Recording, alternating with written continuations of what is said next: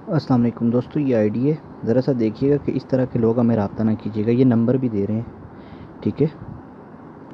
तो ये आप सब बहनों भाइयों के लिए हैं कि आप कम अज़ कम इस तरह के लोग हमसे रब्ता ना किया करें।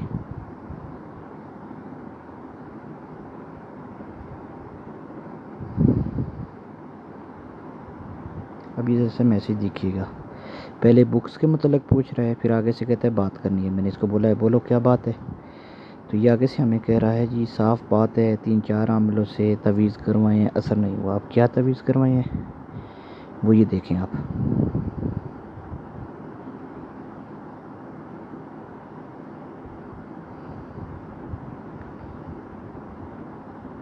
ये देखें, मेरा एक लड़की पे दिल आया, मैं उसके दिली और जिस्मानी ताल्लुक़ कायम करना चाहता हूँ। मैंने इसको आगे से मना किया, ठीक है। आगे से ज़रा सा इसको जो मैंने मैसेज किया आप देख लीजिएगा।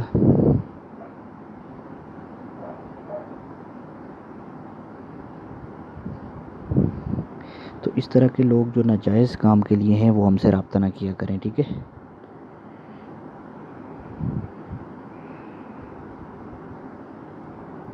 और हमने जितनी भी बुक्स या अपने चैनल पर अमलियात दिए हुए हैं, जो भी उनको नाजायज़ करेगा तो उसके गुनाह का ज़िम्मेदार वो ख़ुद होता है, ठीक है। ये हमारे वीडियो में बताते हैं।